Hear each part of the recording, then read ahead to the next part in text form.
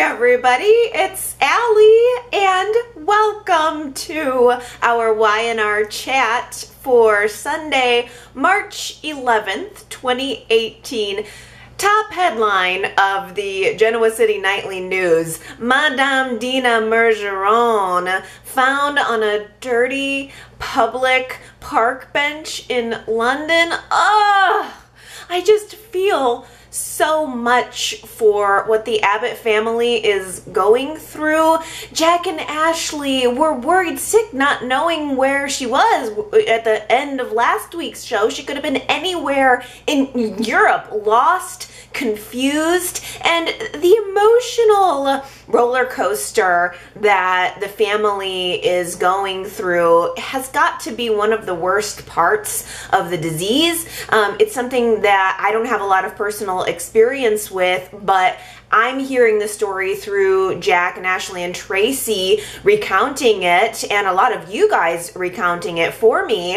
And I was especially taken with the idea that there is this role reversal when you have a parent with Alzheimer's, that now the children are becoming the parents, and that's a very real dynamic. Jack even made a comment of, at least when you are raising children, there's a natural progression of things. Things go through stages, but when you have a parent or a loved one who has Alzheimer's, you really don't know what's going to happen next. And that really is where we are with Dina. We don't know what is going to happen next. We, as the audience, I think, are stuck in that same spot that the family is, just kind of waiting to see where the roller coaster takes us.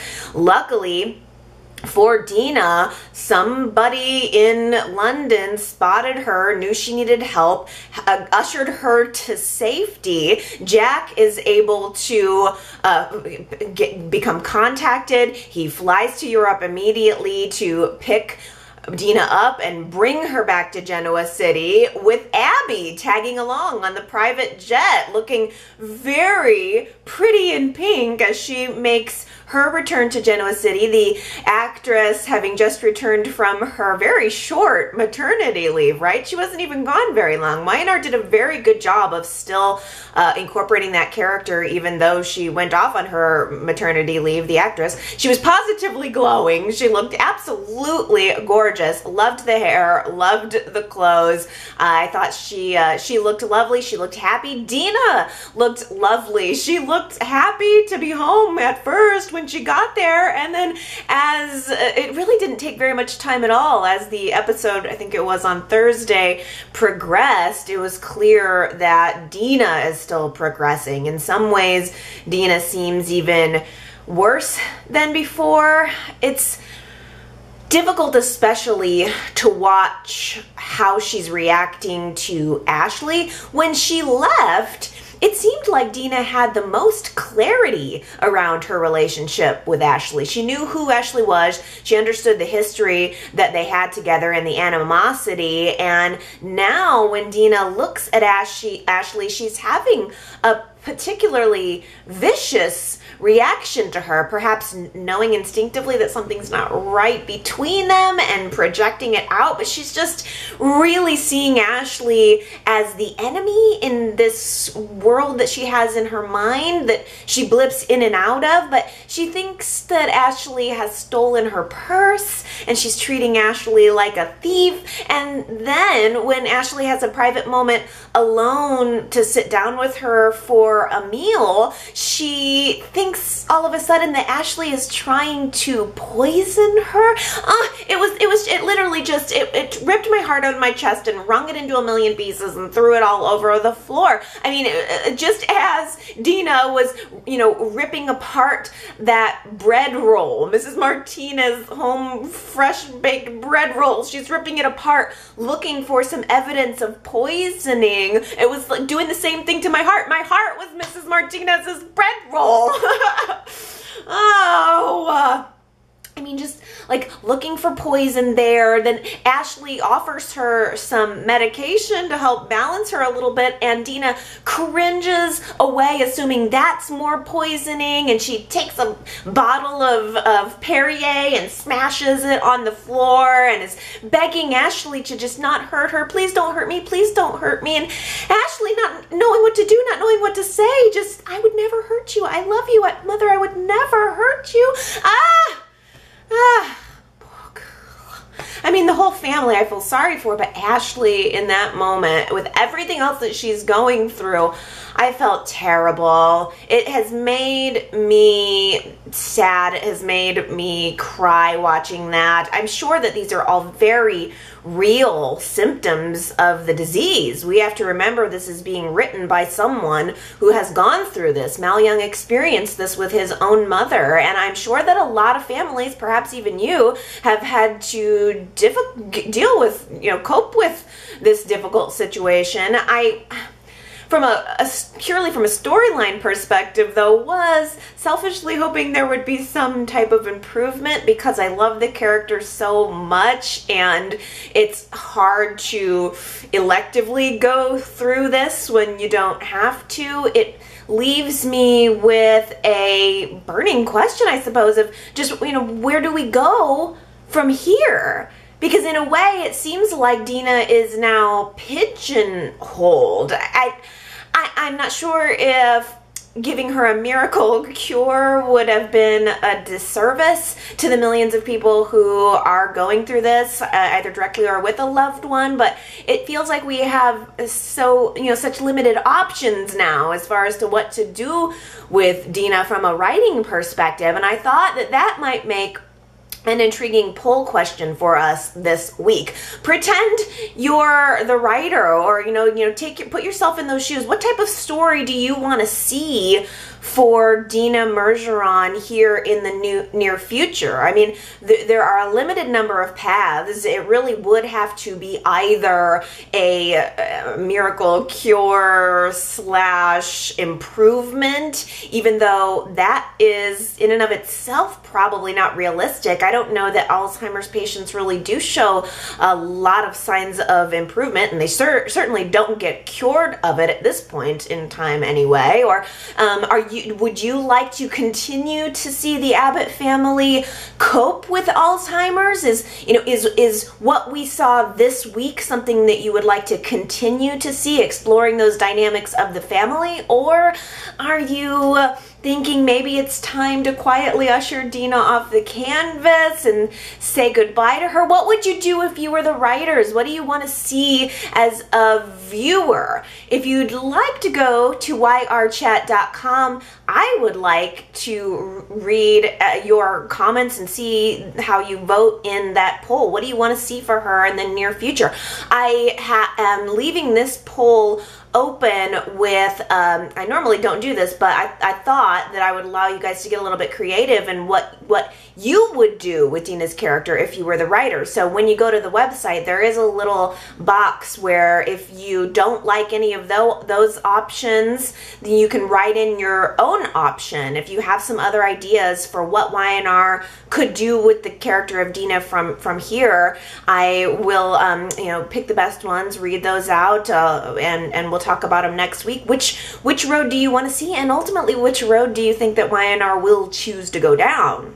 You win round 1, Victoria, but I'm afraid round 2 might result in Victoria hitting the mat TKO. She thinks that by working with Jack to frame Ashley for corporate espionage, that she can get Ashley fired and reclaim control over her little slice of Newman Enterprises, and also secure her future spot as the heir to the throne of Newman Enterprises. But Victoria doesn't quite have the killer instinct to pull this complex plan off. It's so much more Jack's speed. It doesn't really sound like something Victoria would do. She's definitely in over her head here. And there was a fairly easily followed paper trail right back to Victoria and Jack, courtesy of Jack. I'm sorry, but I don't think Jack ever really cared if Victoria got caught, so he's not worried about covering her tracks. He stashed Ashley's watermarked documents in his desk drawer, then leaves his office wide open for them to be found. Victoria sends JT in on a secret spy mission to break into Jack's office to find out how Jack could have learned about this whole Newman acquisition thing that's gone on, knowing full well how Jack got the documents because she gave them to him. What was that MacGyver move that JT pulled with the Dr. Scholl's foot powder? So like, Jack's desk drawer apparently has a fingerprint authentication. Jack has to physically put his thumbprint or something on the drawer in order to open it up, and JT gets in there, realizes that this is a problem for getting to Jack's locked drawers, so he scans the room, picks up on the fact that Jack has a gym bag stashed over in the corner. He ruffles through Jack's gym bag, finds some foot powder or jock powder, I don't know what the heck it was, but he takes that, thank goodness that was there, he takes that over to Jack's telephone, sprinkles some of the powder on the telephone, uses a piece of tape, and then lifts one of Jack's fingerprints up off of the phone from there and uses that to open up the desk drawer. Like, damn, JT, how is this guy ever unemployed? He should be working at the CIA. JT brings his findings back to Victoria and to Victor, and he's all proud of himself, of course. Victoria is all impressed with him, even though she knew, you know, she's really stroking his ego like, wow, you found this. She's being very complimentary toward him, and then is talking to Victor, very happily showing him this evidence that Ashley has betrayed him, because Victoria thinks that Victor is going to fire Ashley now. It's the smoking gun. Ashley's filtering Newman secrets off to her brother Jack at Chabot. All of this is going down. Ashley doesn't even know about it yet. She knows nothing about this. Victor says something passive-aggressive to her in passing in the break room one day. Something like, you got anything to hide, Ashley? And then he walks away. It was enough of an odd comment to make Ashley want to follow up. She approaches Victor saying, what was that comment about? Why did you say that? And Victor comes out and asks her flatly how it's possible that her brother got a hold of her watermarked documents. Well, Ashley knew immediately what had happened. No surprise here. The chain of possession on those documents was Ashley to Victoria to Jack. It's kind of obvious. She tells Victor that she had nothing to do with it. What he really needs to do is have his eye on his daughter. She's been telling Victor since day one that Victoria has had it out for her. It's no secret these two women wanted each other out. Everybody's told Victor that. I mean, Victor's had more than one person alert him to the trouble in the company, and it's kind of obvious now that Ashley's been framed up for this. I have a really strong feeling that Victor believed Ashley. I think that Victor knows Victoria was behind all of this, and he was just choosing to protect her. He turns around and fires JT, or so I shouldn't say fired. He removes his CIA level, CIA skill level head of security JT from this specific project. JT no longer needs to investigate this whole espionage situation. Kind of a bad idea when he actually needed someone qualified to actually investigate this, because whoever ended up doing Victor's investigating after Victor removed JT did a really bad job, because Victor ends up taking Victoria's side, saying he believes that Ashley was the one behind it, and he fires Ashley. Oh, I do think that at this very moment, Ashley is a shining example of someone who has gotten the short end of the stick. It is true that Ashley antagonized Victoria, but I don't think that makes it right for Victoria and for Jack to turn around and team up and frame Ashley and go out of their way to not only ruin her career, but would ruin her reputation if the business world found out that she was behind this. The fact that Victoria was involved is so incredibly obvious to anybody who's looking at it. Victoria is the one who benefits from Ashley getting fired, and Jack is not even really doing that great of a job of hiding that he was involved. First of all, it seemed like he couldn't hardly even look Ashley in the eye when she confronted him. He played it off like he was surprised about it, but she knew and was not convinced by his fake surprise. She knows he's behind it. And then there's the literal fact that Jack did not even cover his tracks. He left the security logs for his office intact. He left an itemized cell phone bill readily available in the Abbott living room, like chock full. The whole thing was chock full of phone calls from Victoria. Who even has an itemized cell phone bill anymore? Like, that was way too convenient. This isn't 1999, for crying out loud. Jack Abbott probably makes 100 phone calls a day to various people. So was he not even trying to not get caught?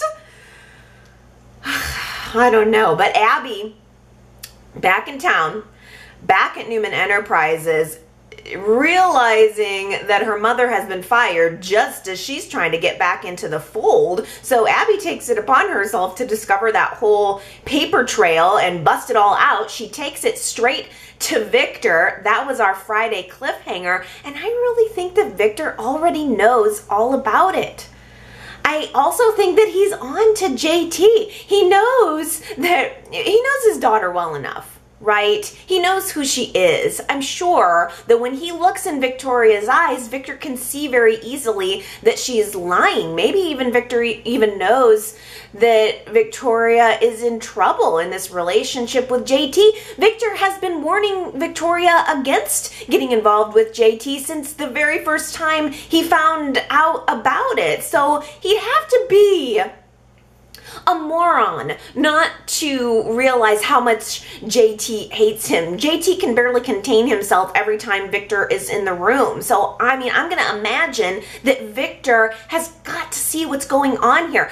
Victor and JT even had another encounter in the break room where JT was defending Victoria, to his credit. But as soon as JT walked out of the room, Victor made a little secret phone call to someone. I think he's having JT tailed. I think Victor is just biding time and sacrificing Ashley to save Victoria from herself, and hopefully, who knows, even maybe save her from this wackadoo, unhealthy dupe of a relationship that she's in.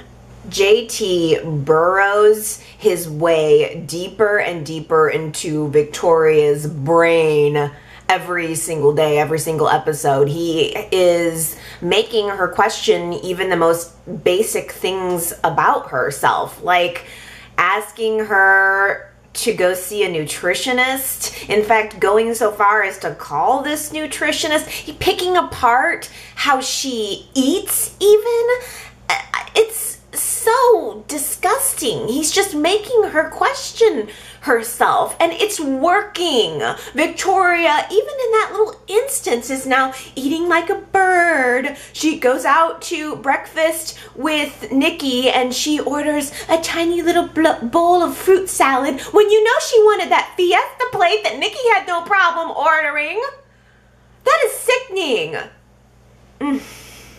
He's also the one that planted the seed a week, 2 weeks ago about other employees at the company talking behind Victoria's back. It got in her head enough that she decided to set up this anonymous feedback website thing for employees of Newman Enterprises to air their issues, have them seen by management, and unfortunately for Victoria, the results are not exactly positive for her.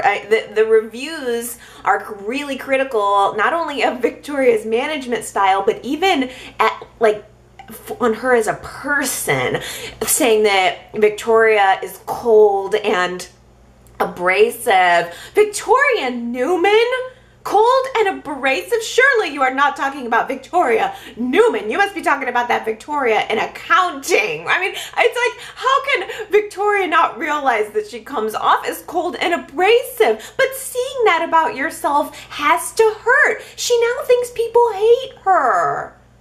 Like, she's surrounded by enemies that hate her. And I know that Victoria did the wrong thing by Ashley, but it made me feel really, really sorry for her. I think that's a horrible feeling. Nobody wants to be unpopular, and here she is, finding herself in that situation. I just think that Victoria has no self-awareness. She's like a robot. She's like a little mini Victor robot. And if you think about the situation that she's grown up in, I mean, Victor groomed her to be his little mini business robot. So I just think she's been conditioned, and she doesn't really know how she comes off. Plus, I would not be a bit surprised if it was JT who ended up submitting a bunch of those comments just so that he could again establish himself as the only one Victoria can trust, while everybody else in the company hates her, because out of the one side of his mouth, he's positioning himself as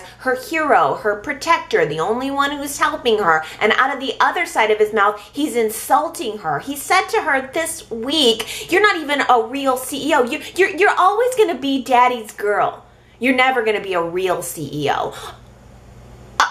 That was below the belt. I mean, that comment right there was designed to hit like a missile in exactly the right insecure spot in Victoria's mind. Who says that to someone that they love?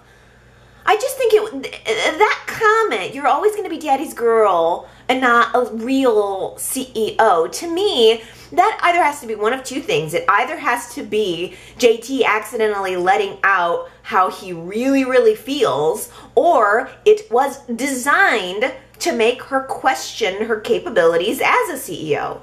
Victoria comes up with a brilliant plan of action to counteract people's negative opinions about her. Donuts! Oh, it was painful. It was the most painful that I think a box of donuts has ever been. She calls this impromptu employee meeting with on the surface intentions of improving the workplace and making everybody feel welcome, and it was a total disaster. She ends up denying a vacation day that Lily had pre-approved with HR, forces Lily to stay for this meeting, which, let's face it, the real motive behind the meeting was Victoria wanting to save face. She thinks that she's going to give people donuts and call meetings and, like, you know, get them to like her. That's her intention. And trying to get in trying to get people to like her ends up really ticking off Lily. I mean, it was obvious that Ashley hated Victoria, but now it's like Victoria's attempts to smooth things over only create more enemies for her. Ashley crashes the meeting. She is like a party crasher. She takes Victoria's little intention and she spins it into some really juicy drama in front of everyone saying, oh, Victoria, oh, you want to call this meeting because you want honesty from us employees. Well, let me give you some honesty. I personally think that you make questionable decisions as a CEO. Let me tell you, I think the fact that you hired your boyfriend to be the head of security is a little bit inappropriate. What do you think about that? Victoria lost it. I mean, she did her best to try to, turn it around and try to focus on maybe something else. Like, I'm going to try to steer this conversation in a different direction. It's Ashley who's being inappropriate here. So she allows Lily to chime in with a legitimate topic, a legitimate concern.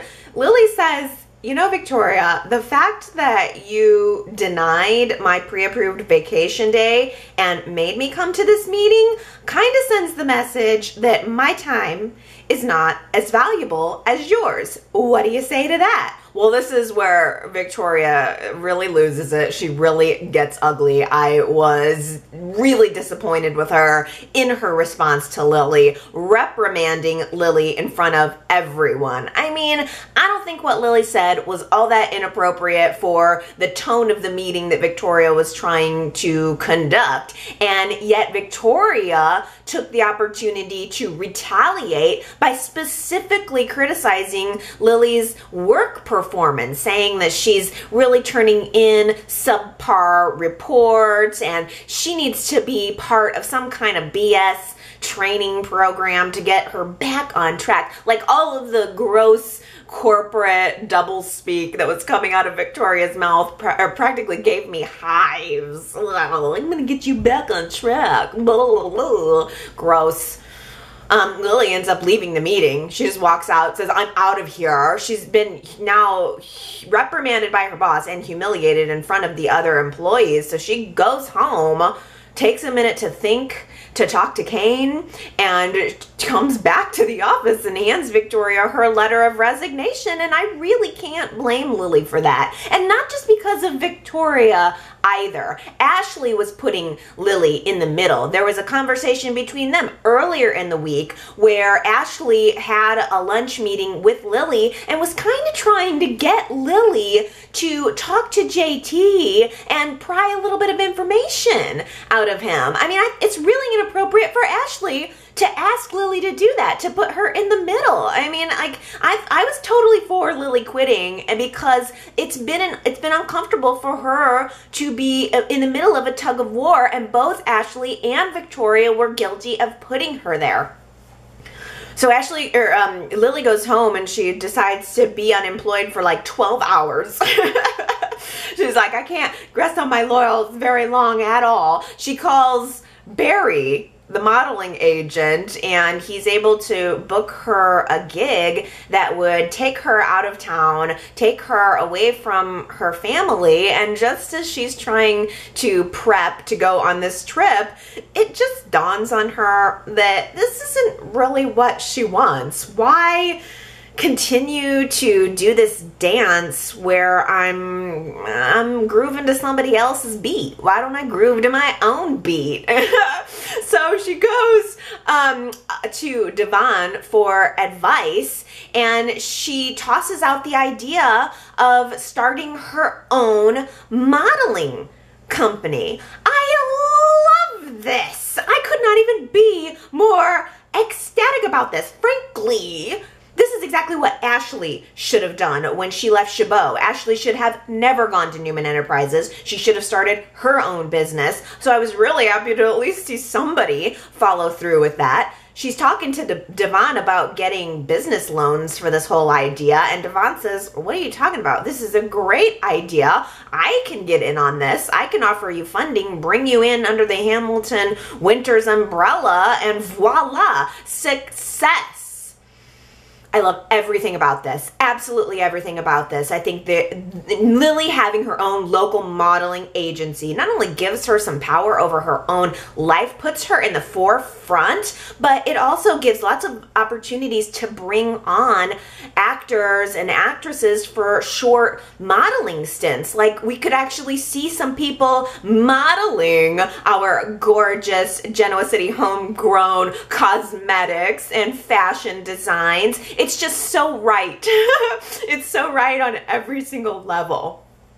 It's also going to be really, really good for Lily and Kane's relationship. She goes home to tell him the good news, and Kane is trying to be really supportive, still thinking that Lily's going to become a model again. And he's got this, like, a flow chart showing her how everything is going to work at the house while she's gone. No need to worry. I've got this flow chart of how groceries are going to come in, and the babysitting is going to come in, and everybody's going to be okay. He's showing his support for her. And she just turns around and deletes that flow chart. Just deletes it right off his computer and gives him the good news. She's going to stay in town. She's going to follow her dream, actually pursue a dream project.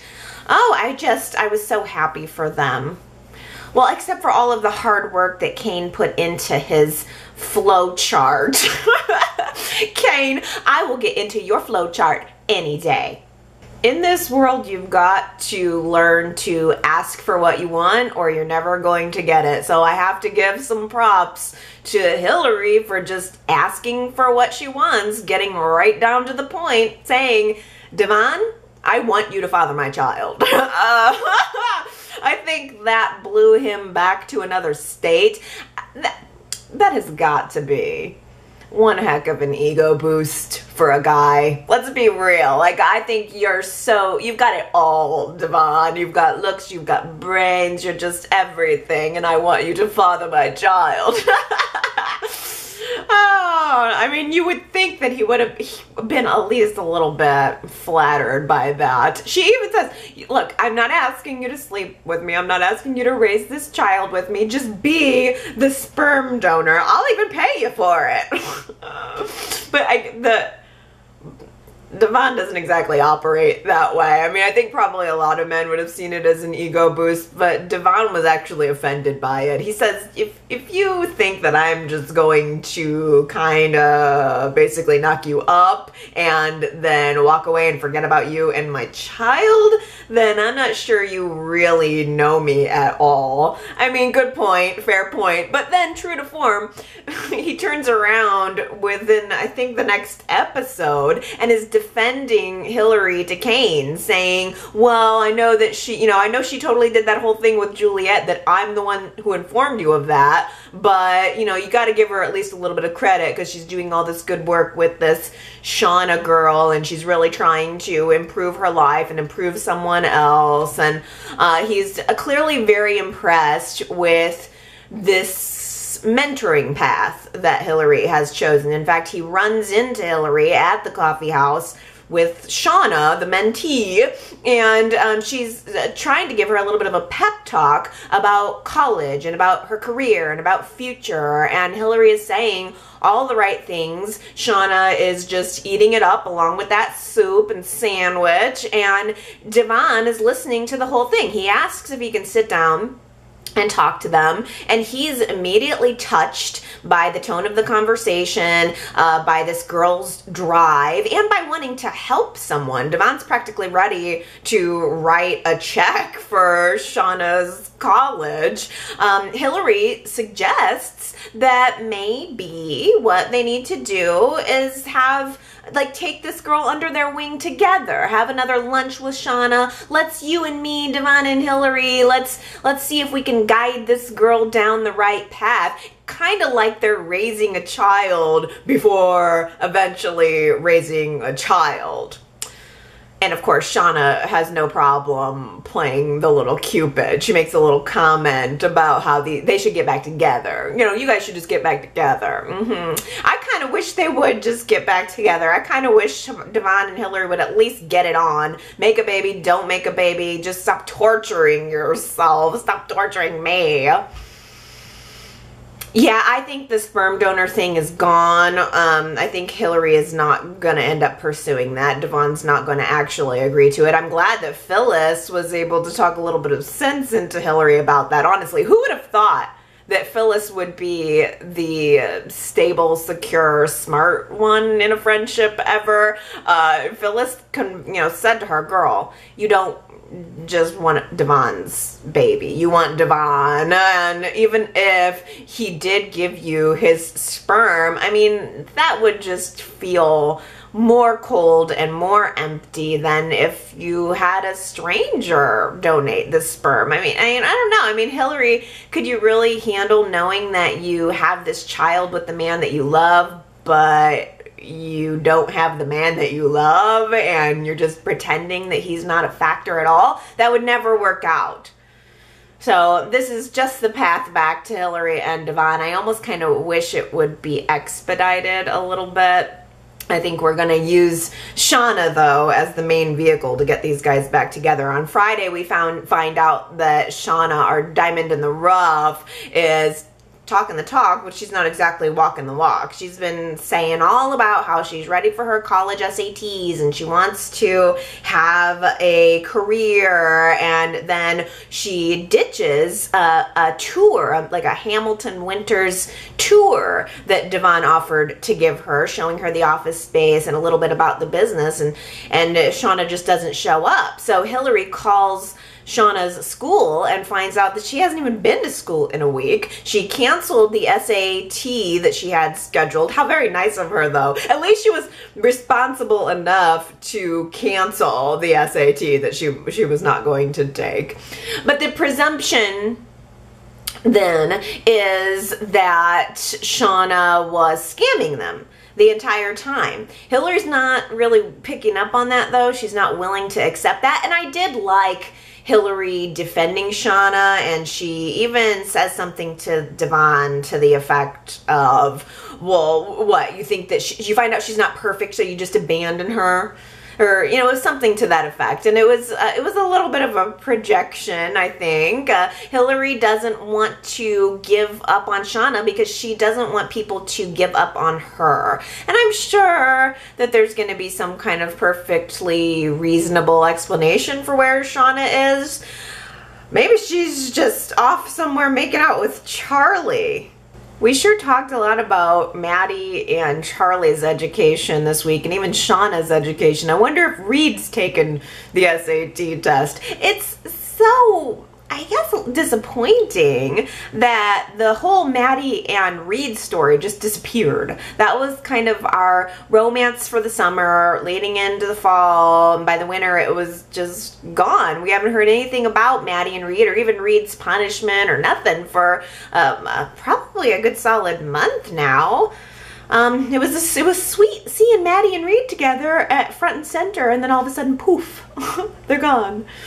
I'm guessing, though, that it's making room for Charlie to have his first romance. Very excited about that. We chatters had been saying we were looking forward to seeing more from Charlie, and I think it would be cute to see him get a little girlfriend. When he bumped into Shauna, it was sparks for both of them. They were both very much interested in each other immediately. I thought at first, though, that Shauna was going to end up being a positive influence on Charlie. Maybe it's going to end up being the opposite, because at the beginning of the week, Charlie tells Kane that he doesn't want to go to college. He wants to just get a jump start on his career. He wants to spend time at Hamilton Winters with Devon and get started right away on a career in the music business. He knows what he wants to do. And I have to say, I mean, not everybody has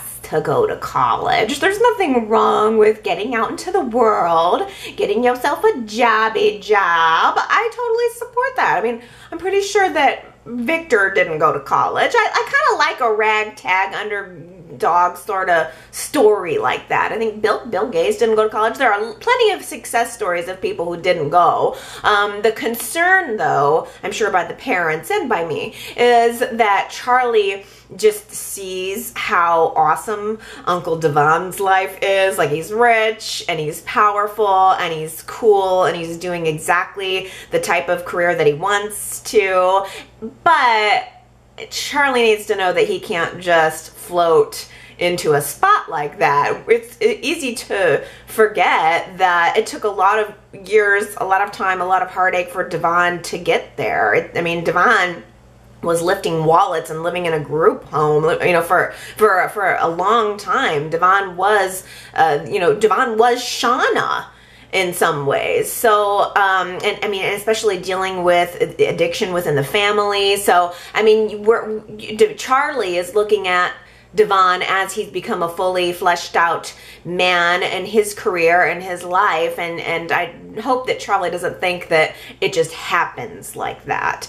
I do, though, support whatever decision Charlie wants to make with his life. I think the milestone of turning 18 means being able to make your own decisions or mistakes. You know, that you gotta let them do their thing and make some mistakes. I just kind of hope that next week isn't everybody being all preachy on Charlie about college. Like, if he doesn't go to college, that he's gonna end up working at that hot dog cart downtown. We had a surprisingly, to me anyway, split vote on our poll question for last week. I asked you guys, is it a good idea for Nick to move right on in with Sharon? The majority of people, 56% of you, said no. Nick needs to find another place to stay. But 44% of you think it's a good idea for Nick to be there, getting some support from Sharon. That's a closer vote than I expected. I voted that he should not. I voted that Nick needs to find some place else to stay. I just worry that it's not an ideal situation for Nick and for Christian. I completely agree that being around family, especially right now, is a great place to heal. That's a great way to feel surrounded by your loved ones and to begin to heal from what you've been through. But it's not like Nick is destitute. It's not like he can't afford his own place. And getting Christian used to another motherly figure, especially Sharon, could be really confusing for the child. I mean, the Christian was probably too young to remember when he was Sully, but Nick needs to be very, very careful about introducing women to his son. You wouldn't want to send that mixed message. So I'm not sure that this is the ideal situation for Nick, and I'm not sure it's the ideal situation for Sharon either. Sharon is already acting a little bit like Nick's creepy, jealous wife. And it's subtle right now, though. Right now, it's little things like trying too hard to create perfect family moments and telling Faith to send Phyllis's phone call to voicemail and brewing up an olive branch for tea with Nikki. I mean, all of these things are kind of adding up to a bit of a red flag for me. It's like Sharon is positioning herself to be the one person who's not pressuring Nick. Like, everybody else in Nick's life is trying to tell him what to do, and Sharon is saying, no, you do what you want to do. And I think it's smart like a fox. She, you know, it's subtle, it's unpressuring, you know, it's unquestioning, telling Nick, I'm not questioning your decisions, you know what you're doing. She knows how to work her man, okay? Sharon knows Nick probably better than anyone else on the planet. I think Sharon knows exactly what she's doing. My concern is that I don't ever want to stop seeing the smart, strong, healthy Sharon that I've become accustomed to. I do not want to return to off her meds Sharon, and I don't really want to return to a Nick, Sharon, Phyllis triangle either. Billy made a point to let Nick know that he is aware of the situation with Christian's paternity. And at first I was a little annoyed by that. I thought, why is Billy butting into this? I just thought, just leave Nick be. There's no need to let him know that you know. But then Billy did sit down and have a long, thoughtful conversation with Nick, and he connected it back to his own feelings of losing a child in Delia. How that, what happened with Nick losing his son, thinking his son was dead, and then getting his son back. That would have been a dream come true in Billy's world. How many nights has he lied alone in bed thinking and imagining and dreaming that his child would come back to him? And then I thought about the paternity. Well, Billy didn't ask for this whole information bomb to be dropped in his lap by Phyllis. Phyllis is the one who brought it to him, even though he made it clear that he didn't want it. And then I started viewing that conversation between the two guys as more Billy trying to make something horrible that happened to Nick, that Phyllis was a part of, a little bit better. And then I thought it was kind of sweet. But it did also set up, this is what worries me, some discord between Billy and Phyllis. It was a little bit surprising. I don't know, I thought Billy had warned Phyllis to stay out of the whole Chelsea drama, and even after Chelsea was gone and all of that was over, Phyllis was still getting aggressively involved in Nick's life, like talking to him about living with Sharon, and then calling Victoria, calling his sister to have her come by and reinforce that whole line of logic that he's making a bad decision with his life by moving in with Sharon. And Billy had a frank conversation with Phyllis to say, you lit the match that set Nick's world on fire. Maybe now it's time for you to back up and just let him sort it out from here. I'd say that was incredibly rational of Billy, because I was rooting for Phyllis to, go ahead, get this paternity secret out. It needed to happen. But as this week developed, it was a little bit much to see Phyllis constantly pressuring Nick. I think Billy was right. But the problem is, when Billy brought this to Phyllis's attention, I think that all Phyllis heard was, uh-oh, Billy's mad at me.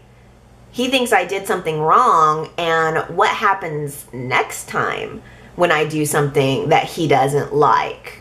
I thought that Billy was with me because he loved my passion. He loved these crazy things that I do. And with a woman like Phyllis, similar to being with a woman like Hilary, you don't just get the cake and leave the flower. Like the crazy, the sexy, the impulsive, all of that, they're a package. You take it all. But Phyllis don't want to lose her man. She decides to pull back because she wants to keep her relationship with Billy. She says, all right, I'm going to back off Nick. I'm going to try to stay out of it all. We'll see how long that lasts. And Billy also says, hey, I'm trying to live my best life too. I'm going to try to pull myself back from my own wily instincts. I just wonder what's going on with Billy's character.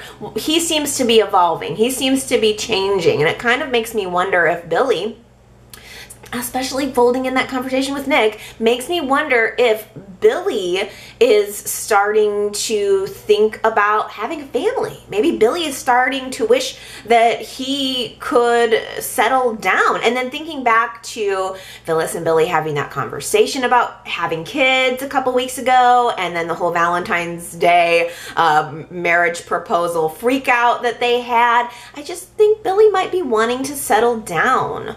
And if that's the case, does Phyllis return that? If that's the case, do these two people really want to settle down together?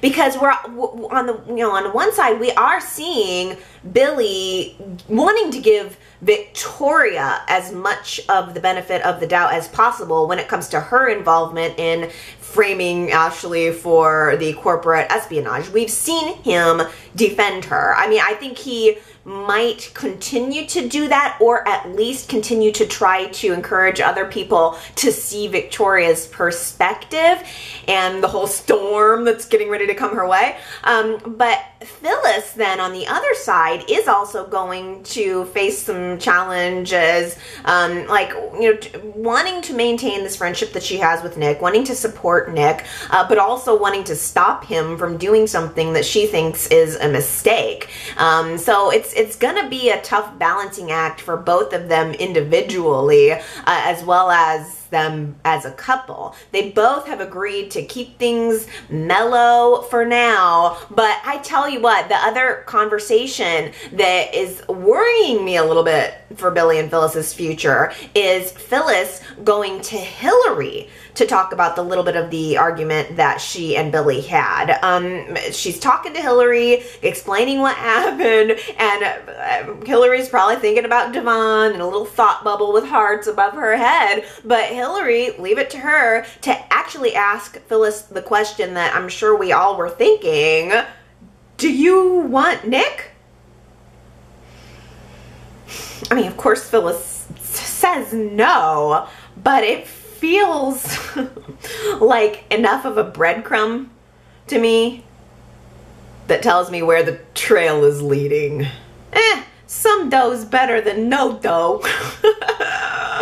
That was our quote from last week. Practically everybody guessed that that was indeed Anita, Chelsea's mom. She was having that conversation with Nick, and he offers her Chelsea's engagement ring that she can sell off instead of getting the full amount that she demanded. So some dough's better than no dough.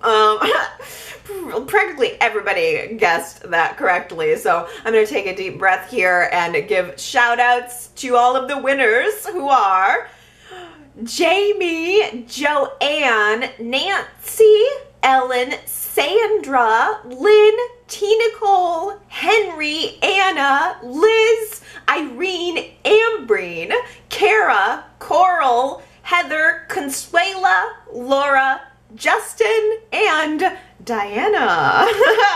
Congratulations, you guys. Here's a new one for the week. I don't know why it was a funny moment to me, but we'll see if you could remember who said this. I didn't come here for the sea bass. I don't know what it was. I don't know what it was, but something about the moment made me laugh. I didn't come here for the sea bass. If you think you know who said it, go to yrchat.com and leave your guess. I don't know if that one's going to be quite as easy as the previous week's quote, but if you do get it right, then you will get your shout out next week on our chat. I was very pleased to see so many comments on our poll question from last week. Is it a good idea for Nick to move in with Sharon? Anna left a comment saying, I'm in the minority that said yes, thinking it's a good idea for them.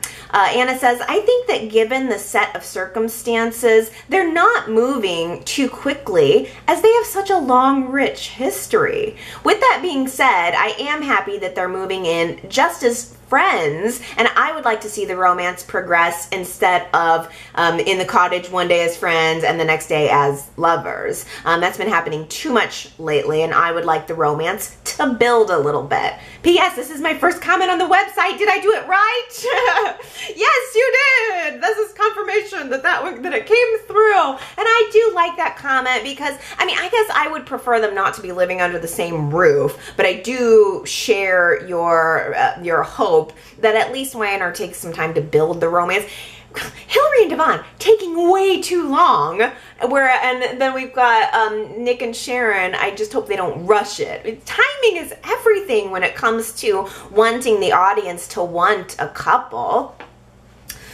Oh, speaking, let's see, here we got, Leslie also wanted to comment, speaking of Nick and Sharon, saying, no, I don't want them to move in together because I think it'll take away from the reunion that I want. And I'm fearful that this is a signal that it will not be real and we'll have to endure him breaking her heart for Phyllis again. If that happens, I hope Adam swoops in and takes Christian to raise with Sharon.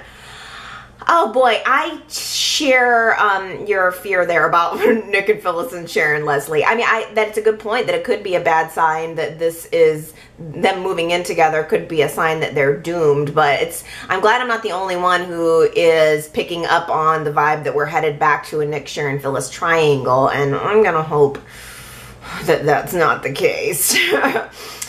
Coral says the writers could have some fun with Nick and Sharon, having them both want platonic house sharing, but being caught up in some compromising situations. I think that would be a really good tone, Coral. I think that's possibly what Y&R is going to do. Like maybe some, like, shoot, Nick needs his shirt and he's coming downstairs shirtless and Sharon's folding laundry and then, she's drooling a little bit at looking at him shirtless. I mean, I could see them doing some comedy with it for sure. Oh, here's this name. I hope I get it right. Klex Anvers X. Hope I got that. Says, I love Sharon. I do. And I agree that Nick deserved to know the truth, but Phyllis was right on how Sharon would be. I mean, she told him about Christian's paternity, and now she's just there all the time. I'm worried, too, about Sharon. She is definitely, I'm with you on that. She is definitely there.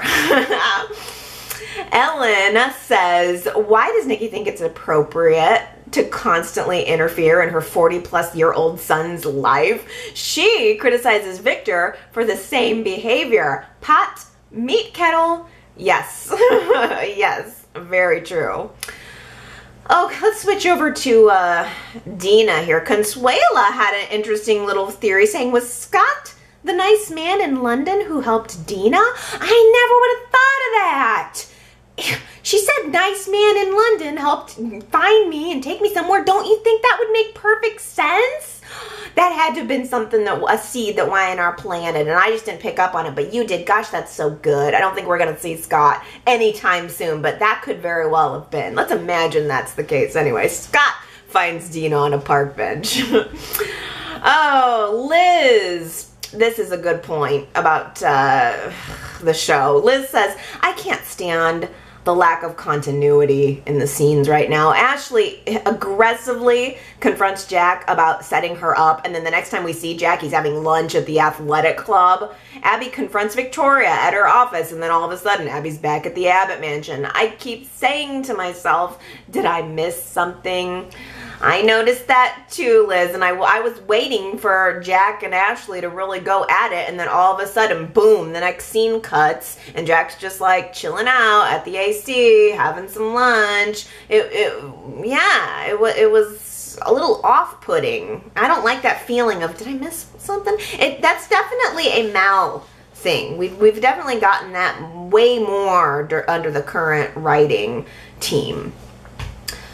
Oh, a lot of people had comments about Victoria and JT this week, and they're all good. Connor says he was not happy with Jack. Connor was also not happy with Victoria. The whole plan of theirs is backfiring, but I like especially this point from Connor. How is JT going to react when he finds out what Victoria did? Because JT is a powder keg waiting to explode, and I think that probably is what's going to happen. We're going to see JT explode. Not only that Victoria would do this, but that Victoria wouldn't tell him, and that Victoria used him as a tool to do it. He's going to be so ticked.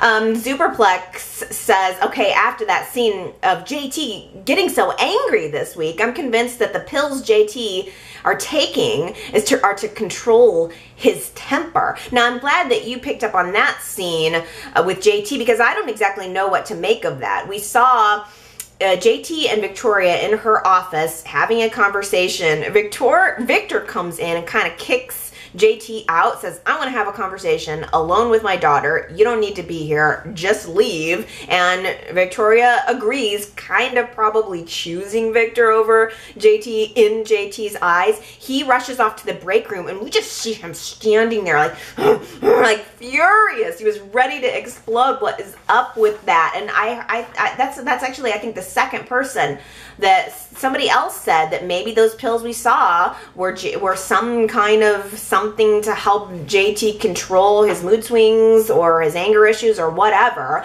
I also like this comment from Superplex, who shared my interpretation that Victor is on to Victoria and JT. Superplex says Victor's spying on JT because he's perceptive enough to realize that Christine and Paul were insufficiently gullible to fall for the excuse JT offered, explaining that the embezzled funds were the result of a bank error. He knew that sooner or later Christine and Paul would put the squeeze on JT and force him to be their stool pigeon. I agree. I really agree. I think that's the twist that we're going to see next week, that Victor's hip to everything that's going on. Sandra says perhaps JT's undercover role in Genoa City is bringing out the worst in him, and the only way he can justify using Victoria is to keep her at a distance emotionally.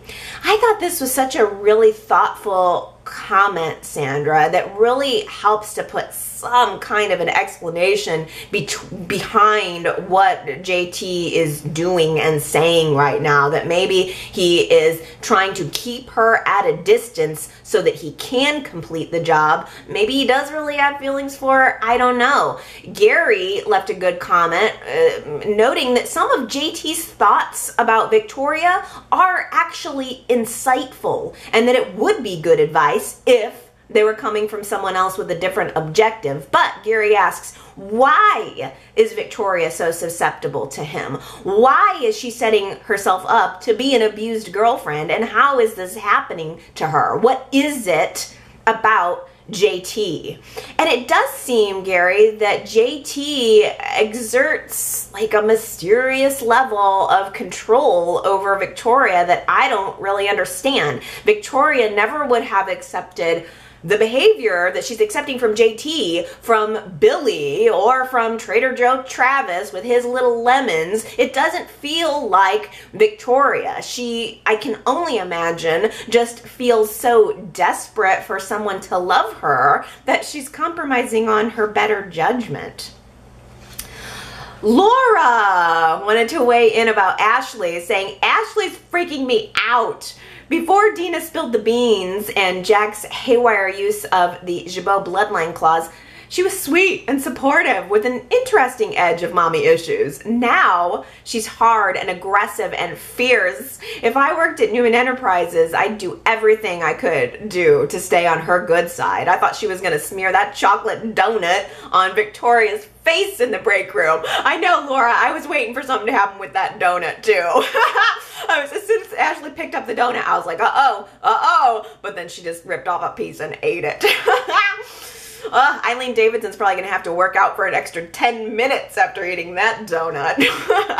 One bite of that donut. She's going to have to be in the gym for an extra 10.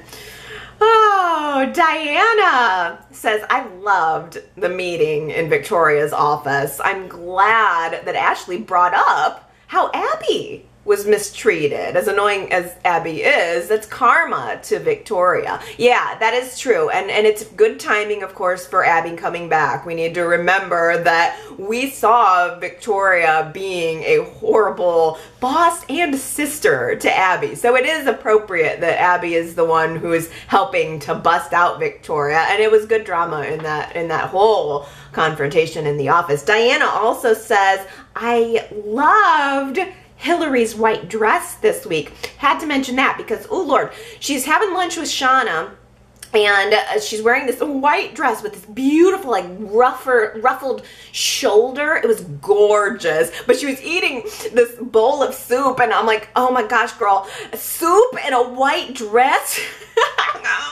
Please be careful, because soup, you know, it splatters. You know, you get a lot on your soup, and then all of a sudden one little thing's on your beautiful white dress. I mean, I was nervous for her, but she pulled it off.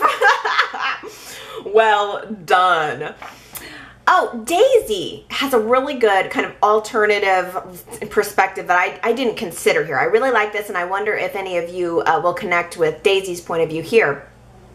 Daisy says Lily should be ashamed of herself for treating Victoria the way she did, especially after Victoria kept her working, considering what Kane did to Victoria's business. Then, Kane showing up at Victoria's office belittling her was horrible. He's the reason her business ran out of money, and to top it off, Kane spoke on Lily's behalf as if she were a child, but Lily is a grown woman and should have spoken up for herself, especially to the woman who helped she and her family get out of debt and survive a crisis that Kane, her husband, caused. Wow, really, really, really good. I never would have thought about that, but you are right, Daisy, that Kane does owe at least some, some culpability to Victoria. I mean, we all saw that Victoria mismanaged things after Juliet left the company, but honestly, it was also Billy's fault. But I mean, that whole lawsuit with Juliet was because of Kane. I mean, he did sleep with her. That did not happen. So that's totally legitimate point that I wouldn't have thought of,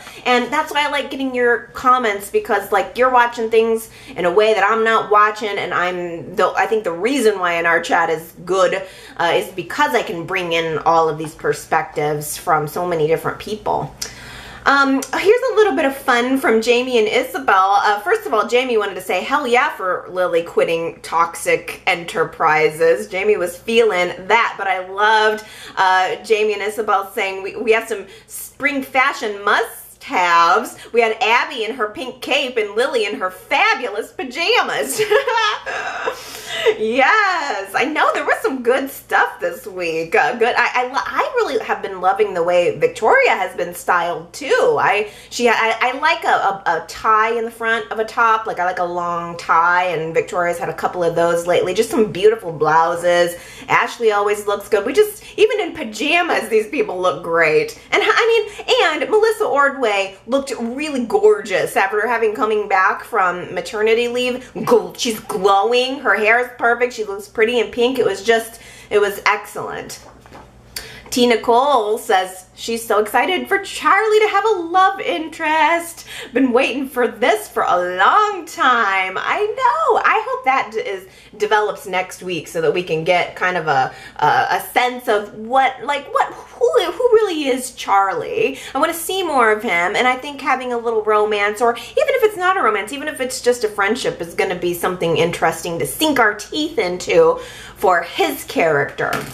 I wanted to end also, I just checked and saw that I had a new iTunes review that I thought was just really sweet from Ms. Drama 33. Leaves a review of the podcast saying, I really love listening to Allie's podcast about Y&R. She's funny and honest and often thinks what I'm thinking about the show. I enjoy listening because it's as if you're with a good friend sharing your favorite parts of the show. I really, really appreciated that comment, Ms. Drama, because that is exactly the vibe that I have been trying to accomplish with Y&R Chat. I like and have always wanted friends to talk to the show, or talk about the show with. So I'm so glad that that's coming through, and that you are enjoying the podcast and the videos and everything. And thank you so much for the review on iTunes. Those are always appreciated, as are all of your comments. It's March. Are you mad?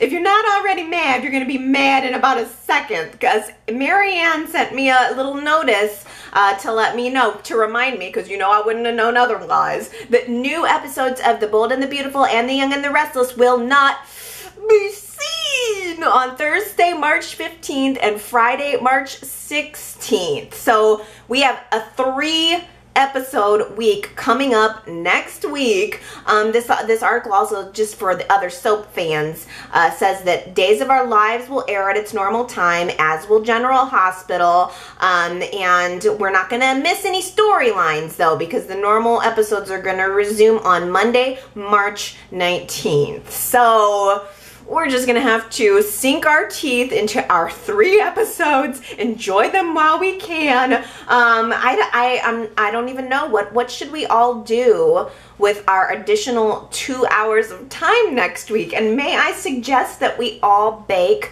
a peach pie for Nick and send them to him? I mean, it's almost as if someone had died and it's awake and everybody's trying to take care of Nick. I think we as fans should take up baking. We know that peach pie is what Nick loves. We'll just do that and we'll ship him off to CBS. Oh, well. I love you guys, and I really do appreciate all of your comments and your participation, and I would love to continue to hear from you. If you want to go to yrchat.com or call the voicemail 309-588-4569. The more comments that you leave me next week, the more we'll have to dig into to make up for the fact that we're going to be missing 2 episodes. So I'll be looking forward to reading those and coming back next week to chat about our show. Okay, I will see you guys next time. Bye.